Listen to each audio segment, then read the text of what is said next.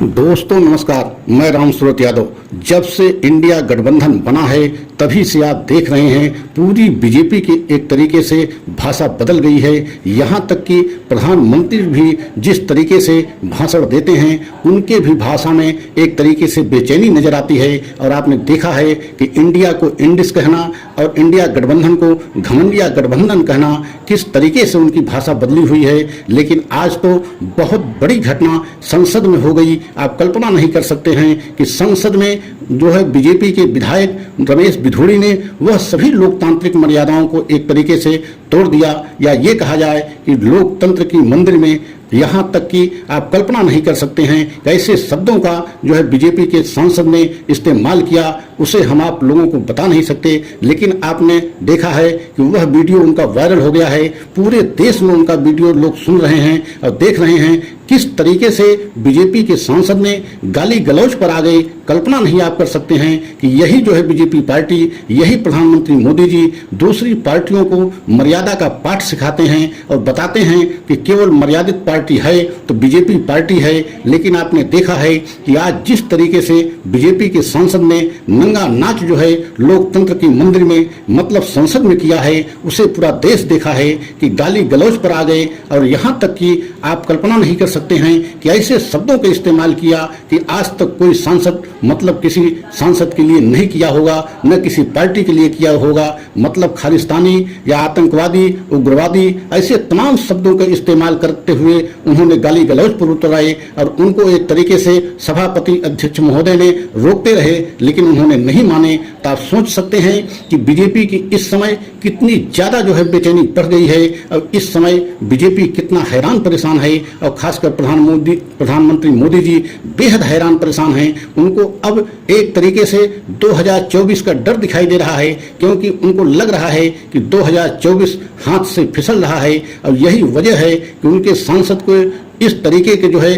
बयानबाजी और इस तरीके से गाली गलौज, वो भी लोकतंत्र की मंदिर में इस स्तर तक जो है गिर जाना, इसका क्या जो है एक मैसेज पूरे देश में जा रहा है। और आपने देखा है इससे भी ज्यादा हैरान करने का विषय यह है कि विपक्ष का कोई भी अगर नेता होता, अगर इस तरीके की बातें की होती तो अब तक उसके खिलाफ कितनी बड़ी कार्रवाई हो जाती, आप कल्पना नहीं कर सकते हैं। लेकिन रमेश बिधूड़ी के खिलाफ कोई एक्शन नहीं लिया गया। यहाँ तक कि लोकसभा अध्यक्ष के द्वारा ये कह करके छोड़ देना कि ये पहली बार है, हम आपको माफ कर रहे हैं, अगर दोबारा ऐसी आपने गलती किया तो आपको संसद से, सदन से निलंबित एवं बर्खास्त किया जाएगा। लेकिन आप कल्पना कीजिए कि दूसरे विपक्ष के नेता या दूसरे सांसद अगर मणिपुर की घटना पर सवाल पूछते हैं या पूछ रहे थे तो उनको जो है निलंबित किया गया, संसद से बाहर किया गया। इसका मतलब है कि एक तरीके से लोकसभा अध्यक्ष के द्वारा इतनी बड़ी घटना घटने के बाद अगर बीजेपी के सांसद के खिलाफ कार्रवाई नहीं की गई,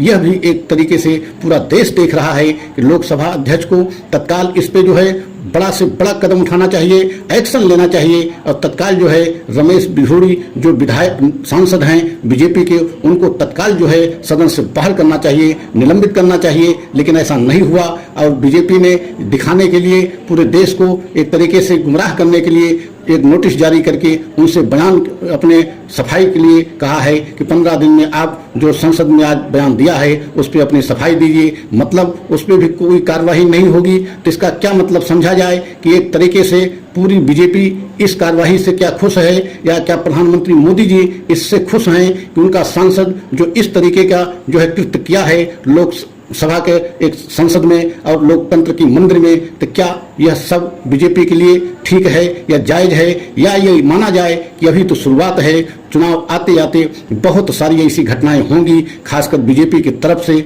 जो सभी लोकतांत्रिक मर्यादा को एक तरीके से पार कर जाएंगी। क्योंकि अभी ये शुरुआत के तौर पे देखा जा रहा है और शुरुआत भी वहीं से हुई लोकतंत्र की मंदिर से। मतलब नए संसद भवन में प्रवेश हुआ और नए संसद भवन में विशेष सत्र चल रहा था और विशेष सत्र में ही इतनी बड़ी घटना घट गई, वो भी सत्ता पक्ष के बीजेपी के सांसद के द्वारा मतलब संसद में गाली गलौज पर उतर आना। ये भी एक इतिहास के काले दिन के रूप में दर्ज हो जाएगा। तो आप कल्पना कीजिए कि बीजेपी किस हद तक अभी जो है नीचे गिरेगी, या चुनाव आते आते बीजेपी और किस हद तक जो है नीचे जा सकती है, इसकी कल्पना नहीं की जा सकती है।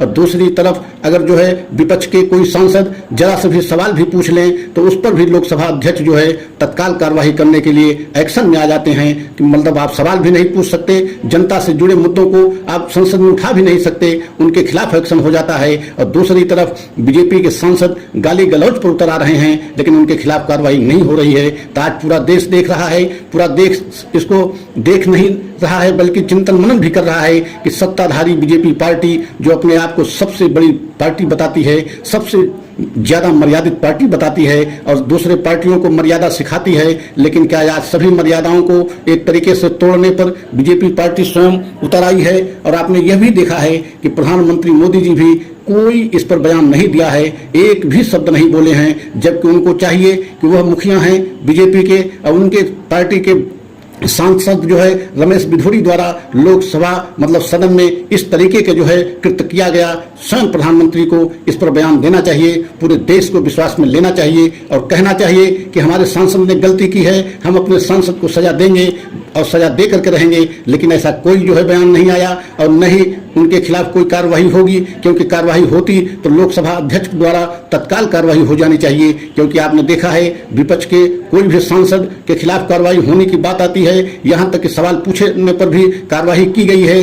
कई ऐसे विपक्ष के सांसद का नाम या उदाहरण सामने है जिनको सवाल पूछने पर, मणिपुर के घटना पर सवाल पूछने पर एक तरीके से निलंबित किया गया। लेकिन आज इतनी बड़ी घटना होने पर एक तरीके से लोकतंत्र की मंदिर को एक तरीके से जो है बीजेपी विधायक द्वारा इस तरीके की घटना लोकतंत्र की मंदिर में किए, लेकिन उनके खिलाफ कार्रवाई नहीं हुई। तो आप कल्पना कीजिए कि आने वाले समय में बीजेपी किस हद तक जो है एकदम सभी मर्यादाओं की, खासकर लोकतांत्रिक सत्ता पार्टी की सभी मर्यादाओं की तोड़ने के लिए बीजेपी पार्टी एकदम तैयार है। तो सभी देशवासियों को इसको देखना चाहिए, इस पर विचार करना चाहिए, चिंतन मनन करना चाहिए कि बीजेपी 2024 को लेकर के इतना क्यों डरी हुई है, इंडिया गठबंधन से क्यों इतना डरी हुई है। क्या इंडिया गठबंधन जो है इतना मजबूत हो गया है, या इंडिया गठबंधन से अभी से बीजेपी अपनी हार मान लिया है। और यही वजह है कि बीजेपी के सभी सांसद के एक तरीके से भाषा बदल गई है, और भाषा ही नहीं बल्कि प्रधानमंत्री के भी भाषा में काफी बदलाव देखा जा रहा है। और जब से इंडिया गठबंधन बना है